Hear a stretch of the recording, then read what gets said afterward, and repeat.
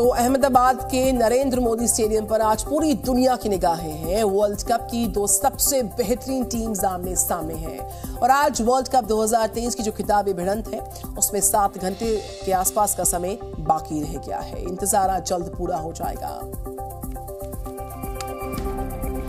अहमदाबाद का Narendra Modi stadium world cup के 2 सबसे बड़े दावेदारों के बीच खिताबी जंग के लिए तैयार है। प्रधानमंत्री मोदी समेत कई वीवीआईपी की मौजूदगी में पूरा देश क्रिकेट के इस महामुकाबले को देखने के लिए बेसब्र है, क्योंकि 20 साल बाद कंगारुओं से भारत को अपना पुराना हिसाब चुकता करने का बड़ा मौका भी मिला है।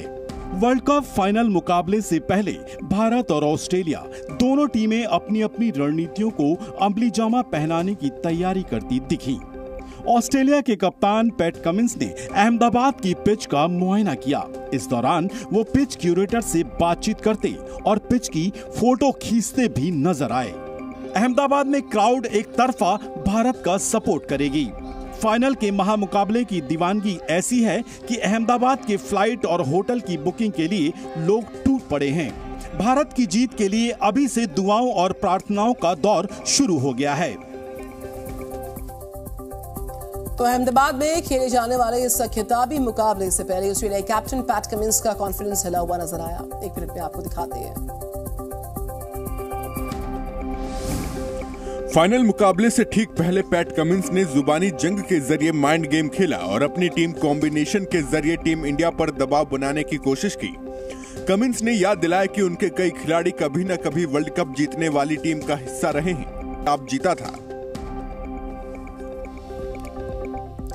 हलाल उत्पादों को लेकर उठे विवाद के बाद योगी सरकार ने नया निर्देश जारी किया। निर्देश के मुताबिक हलाल प्रमाणन युक्त खाद्य उत्पादों के निर्माण, भंडारण और वितरण समेत विक्रय पर तत्काल प्रभाव से प्रतिबंध लगाया जाता है।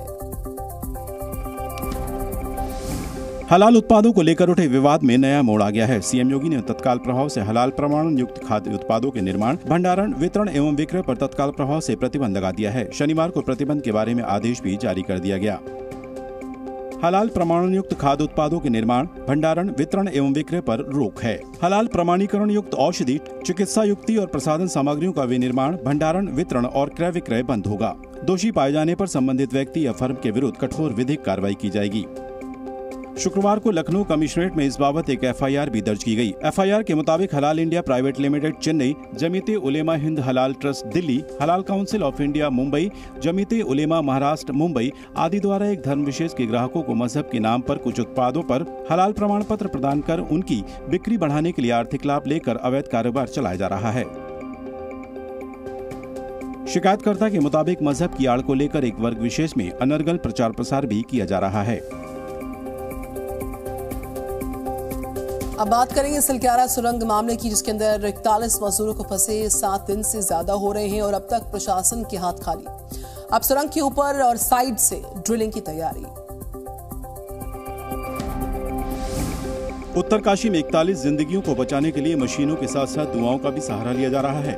एक तरफ ड्रिलिंग मशीनें रोज मजदूरों के लिए मेहनत करती नजर आती हैं, तो दूसरी तरफ लोगों ने सुरंग के बाहर भगवान से पूजा पाठ कर मजदूरों के सकुशल बाहर आने की कामना कर रहे हैं। सिलक्यारा टनल में पिछले 7 दिनों से 40 मजदूर फंसे हुए हैं और लगातार प्रयास किया जा रहा है कि उनको सुरक्षित बाहर निकाला जाए। इसके अलग हम दूसरी ओर देख सकते हैं कि यहाँ पर प्रार्थना, यज्ञ, हवन का जो दौर है वो भी शुरू हो गया।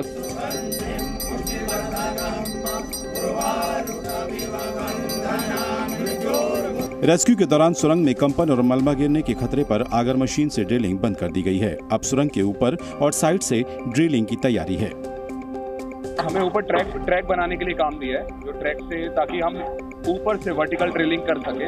हमें 300 अराउंड 320 मीटर्स का ट्रैक बनाना है और जिससे हमारी ड्रिलिंग मशीन जो ड्रिलिंग रिग है उसको हम ऊपर पहुंचा सकें।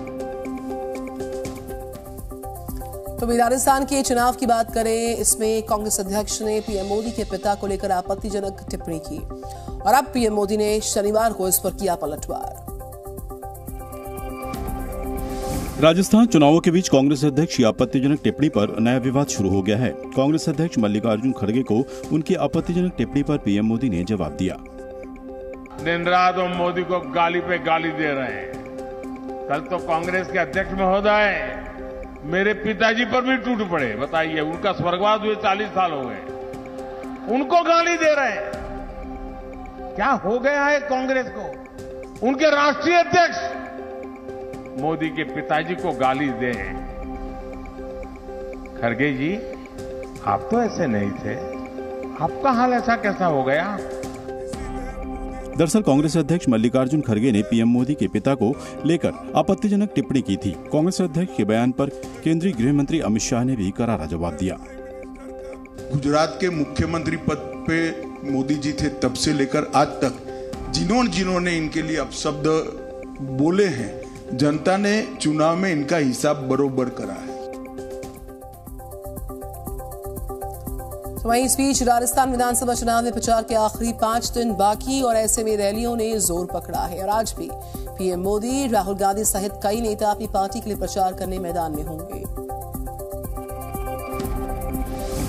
एमपी छत्तीसगढ़ के बाद 5 राज्यों के चुनाव में अब बात राजस्थान पर आकर ठहर गई है। राजस्थान में प्रचार के लिए अब 5 दिन का समय और रह गया है। ऐसे में पार्टियों के नेता लगातार प्रचार मैदान में अपने उम्मीदवारों के लिए हुंकार भर रहे हैं।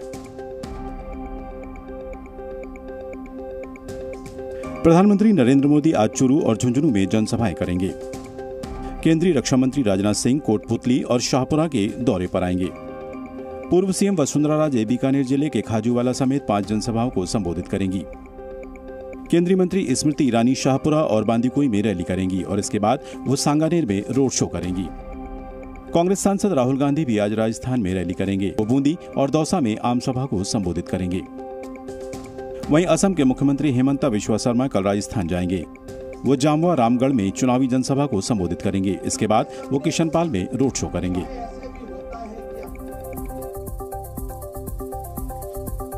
तो वहीं इस बीच खबरों में आइए आगे बढ़ते हैं, बात करेंगे राजस्थान की, जिसके साथ साथ इसी महीने के आखिर में तेलंगाना विधानसभा के लिए भी वोटिंग होनी और यहां पर मुकाबला 4 पार्टियों के बीच।